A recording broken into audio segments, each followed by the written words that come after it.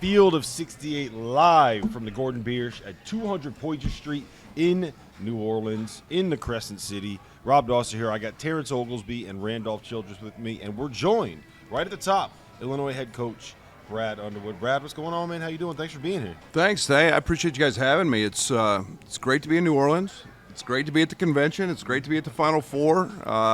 Pre-COVID stuff we're sitting there interacting and not on a Zoom. So, yeah, exciting times. It's great to be here. Yeah, I think New Orleans might be my favorite Final Four city to go to.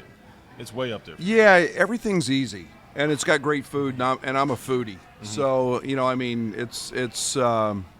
it's really hard to beat it, and the weather's usually really good. It was a little windy yesterday, but just a little. We almost lost Randolph on the flight. Yeah, my flight was rough. I don't know about yours. I flew in Tuesday night, so I beat it. escaped that. Oh. And yeah, I'm not a great rough flight guy. You wouldn't have made it yesterday. Ugh. You might have drove back if you flew. You might have drove back. All right, so let's talk about the season you guys had. Big Ten co-champs. Were you satisfied with it? Were you happy, or did you want a little more? Well, I think anytime you win a championship, that's really hard to do, and so we're never going to give that back. We've won the most games in the Big Ten the last 3 years, and yet it was a different year for me, for our team, for our program. We had 68 total missed games by starters and or top reserves, and I haven't had that in my 35 years. It was a tribute to our guys, our togetherness, our connectivity. But and then again we go into March. We get a Houston team who's I'm still trying to figure out how they're a 5 seed. But they were 2 in Ken Palm. They're terrific, and we're not healthy. And that's not to make an excuse, but we were not healthy. Jacob Grandison was out, Houston's separated. not the team you want to play when you're not healthy.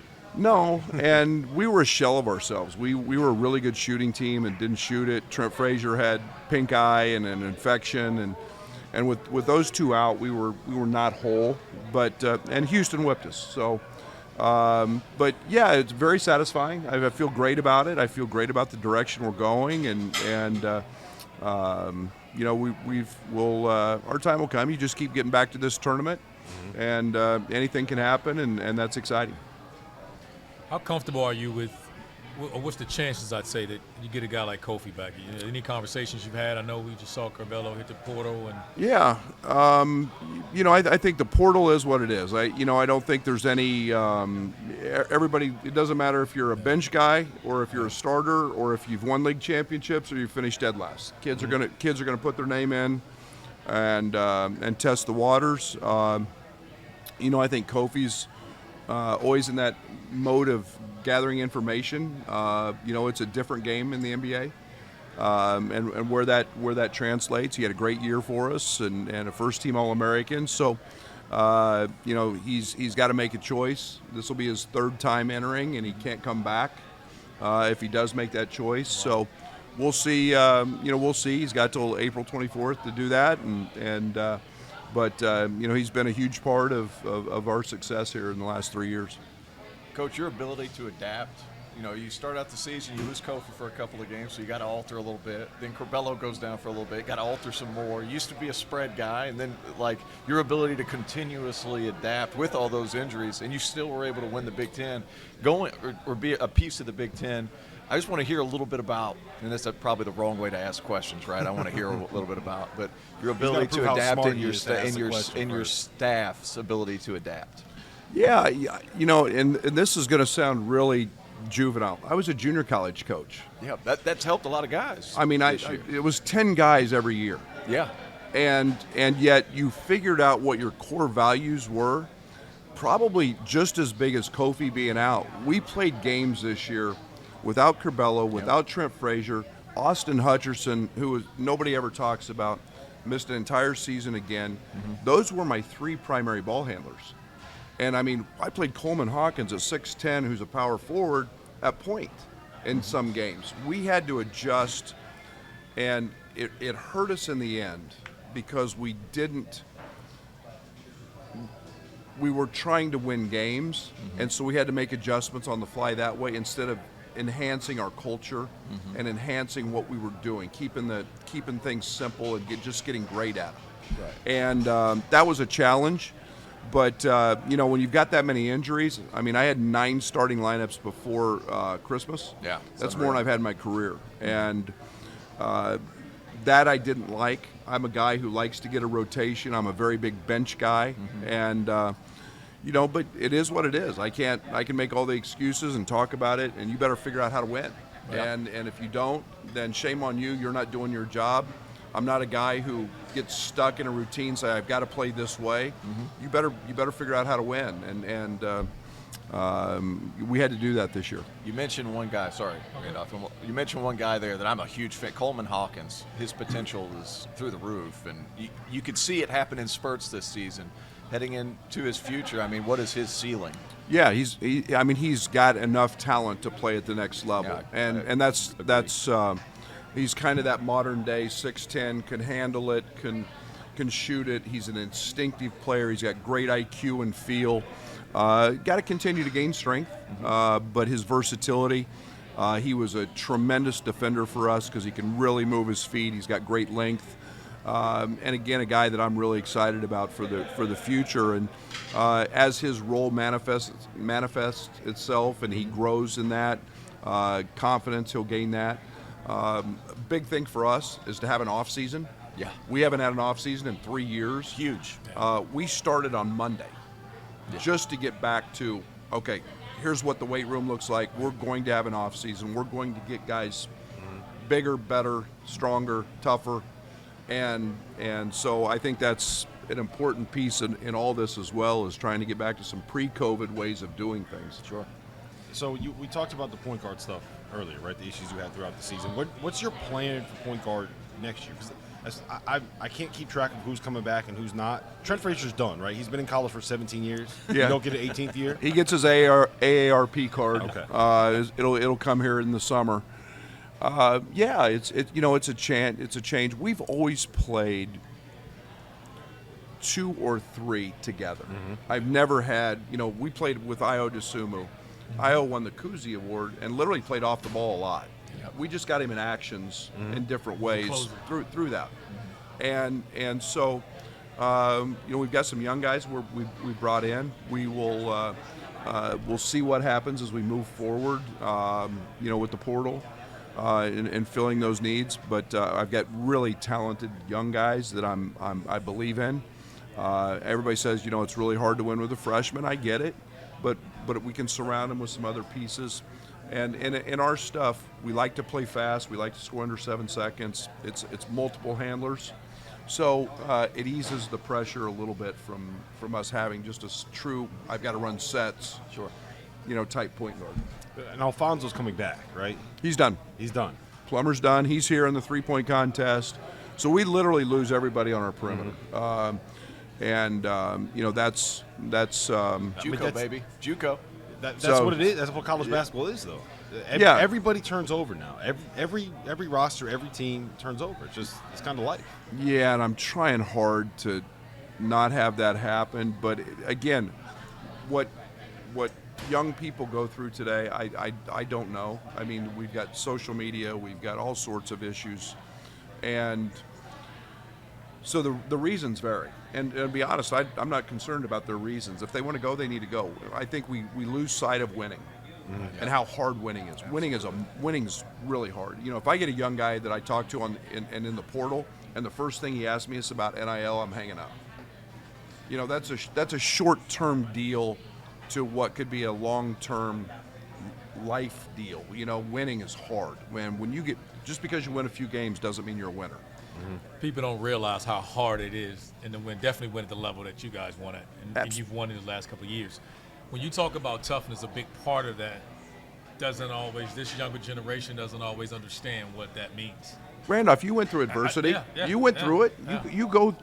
Hey, getting smacked in the face and competing and It's part of growing up. and having guys things not go your way all the time made you the player you are. Yeah.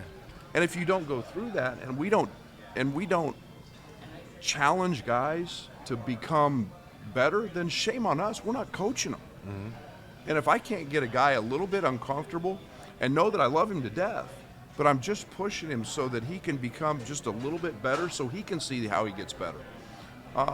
And that's the toughness, that's the connectivity, and that's molded our locker room, to be very honest, is we're able to coach guys and we're able to push them and get them better. And Io DeSumo was a great example. Io DeSumo has one of the all-time best attributes of any player I've ever coached. Great listener, and is not afraid to take weaknesses and he wants to hear them and go work on them. But he gained 35 pounds. If he'd gone out after his freshman year, he might be playing in Poland somewhere. But he got stronger, he got better, and now he's starting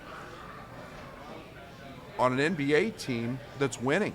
They're in the, he's not one of those guys. He's not one of those guys that went to a bad team and averages 15. He's contributing on a team with that's a playoff team, and that's pretty cool. I put on 35 pounds after I got out of college, and no one said it was a good thing. So we all did, Rob. You beat us out on it, so that's why I'm sitting here with these guys and not coaching, because you beat us out for Io. He's a heck of a kid. What a kid. I want to work so hard. I want to ask you about kind of the Big Ten performance in the NCAA tournament, because it feels like that's become kind of the narrative, right? You have all these teams, and they get hyped up, and they get the NCAA tournament, and they don't win. It's just I've never believed that a one-game knockout setting is the proper way to evaluate how good a team is. No, right? Exactly. It's not. And I thought Iowa this year was as good a team as there was in the country. And yet the game is, I think in our case last year, we were a 1 seed, we got beat. And we can blame it on a lot of things. COVID, I mean, we never got to celebrate the Big Ten tournament win, championship, but you have to understand the urgency of the end. And that's what the NCAA tournament is. You get beat, that's a bad locker room after the game. And you have, if you haven't experienced that, you can't grow, you can't get there. And the Big Ten is, in my opinion, has been the best league in the country the last few years. We got 3 first-team All-Americans this year. We've got great players, and we've got steeped cultures and traditions. Iz has been at Michigan State forever, and before that, Judd was there. It's the same culture, and it's ingrained. It was that way at Carolina. It was that way at Duke. You had just tremendous cultures, and in a one-game setting, yeah, we haven't been great, but who's to say next year us and Wisconsin couldn't be here? And I think people make too much of it. It doesn't detract that the leagues, it's just talking points. Okay, Duke and Carolina are in it this year. Guess what? They're 2 blue bloods with great histories, great cultures. Nobody wants to talk about that. Hubert's taken over what was Dean Smith's. Right. Coach K's been there 40 years. I cried watching his ceremony, just because it'll never happen again. We all get fired, and we never get a putter, and so, Bill's been there how long? Forever. 20 years? 19? Yeah. How long has Jay been there? 2001. 2000. How long has Jay been there? No, Jay's 2001. Bill's 2003. Cultures. Cultures win. Not coaching changes. Cultures win, and that's. But I think that. Yeah, the Big Ten unfairly gets that, hey, we're a physical, slow-down league. No, we're not. Look at the games in the tournament. Houston scored 44. The tournament slows down. We play a style that's fast and fun, and yet it's funny. Did you get that because of the bigs, though?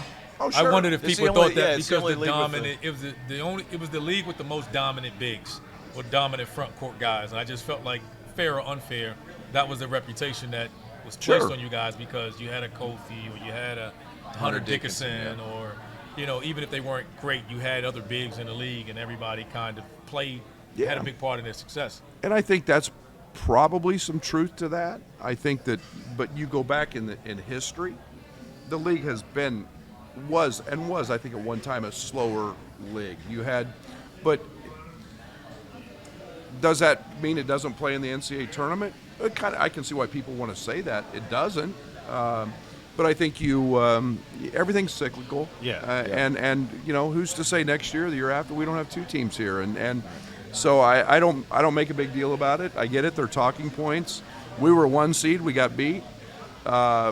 that's disappointing. But all I know is keep coming back to this thing, and you're going to make a run. It's happened to everybody. It happened to Jay. I mean, Bill lost to Bucknell and Bradley. I mean, it happens to everybody in this tournament, and you just got to. You're always the best to never do it until you actually do it. Yeah. And you don't know how hard it is to do it until you've gotten there. Does that make sense? Well put.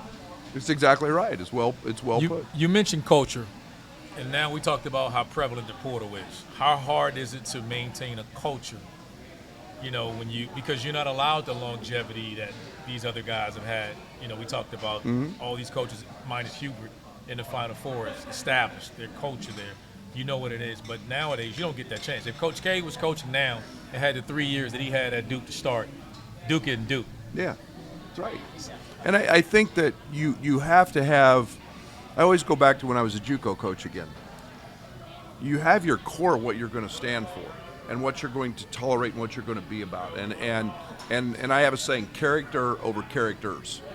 And we took Alfonso Plummer from Utah. One of the things that we've always dialed in on was guys from winning programs. We never wanted to take guys from losing. His coach got fired. Now, I know Larry, and Larry, very successful, but we dove deep into that young man's culture. Very good student, handled himself, had a workout routine that was next to none. He fit our culture, and had a phenomenal year. Third team All Big Ten, Hey, it was good. and was great for us. So it's about us. It's speed dating today, and that's what right, that's yeah. what the portal is. Yeah. And we lost a young man last year. We couldn't get in school. We couldn't take. And 10 minutes later, it was on Twitter where he was going to school. And that's speed dating. But you have to have your core values. I'm going to keep recruiting freshmen because I believe in development. I believe in the relationships, watching a freshman get better and grow, and I want guys that are winners. Winners are really hard to find, and they're getting harder because everybody's telling them they're a pro since they were 12, and it's hard to do. Well, your culture won this year with Trent Frazier. I Absolutely. mean, how nice was it to have that freshman, or not that upperclassman who's been with you for a while? That's got to be one of the building blocks, or the. All he's ever done is everything I've asked. That's big time. As Yeah. a freshman, he was on a team that wasn't very good, and we needed him to score. He's and here he comes in as a freshman. He has 30 in multiple games as a freshman. As a sophomore, Io comes in. We're the losingest season in the history of Illinois basketball. 9 new guys. We start a bunch of freshmen, and Trent becomes that guy who plays next to Io, helps Io grow. Next year, we blossom. We've got Andres Feliz, we've got Io, we've got Trent, and Trent just becomes an elite defender. He couldn't spell it when he got out of high school, and I still can't spell it. And now he's that guy. I don't even know what that is. And I mean, he became a guy that every time you faced Trent Frazier, you had an off night. Yeah. And he just did whatever it took to win. And man, What there's an example. What an example for the rest of your transfers and your absolutely. new guys. And there's no way to replace that guy. How helpful was that too? Because you also replaced staff members. Sure. You know, so you lost 2 assistants, and now you got. So how important was those guys? Three helping you- assistants. Three. I'm sorry, 3. How important was it having guys like that, even for that? Because they're helping your staff understand what your culture is. Well, you've said on that. You can't lose both. No. And if Trent and DeMonte Williams aren't back, our locker room becomes different. Your hair is like mine. Yeah. Well, I had a great staff. They left. They do for whatever their reasons. Didn't want them to. They did. Hired a great staff. Put it together. Guys that fit, and they did an incredible job fitting in. But they didn't know me. They didn't recruit any of those guys. They didn't know the players, but that helps with Trent, DeMonte, Kofi now being a third-year guy that established, hey, this is what we're about. So they help mold our staff as well. And, I'm a big cohesive guy. Cohesiveness is hard to have, and yet we had none of that with your staff. And they're learning as much as the new players. And yet we found a way, and I'm really proud of that. Yeah, well, listen, I'm going to let you get out of here. We've kept you for 20 minutes. Before you go, I'm going to ask you, can you get a picture with my man Greg and his Illinois jersey? I For you. may Just kiss for his you. feet. I mean, to see to have a little Illini and orange and blue in the house is phenomenal. Yeah. Come on, Greg, get over here. Can we get a picture? That's big time. There you go. Nice to meet you, Brad. Nice to meet you. That's awesome. That's awesome.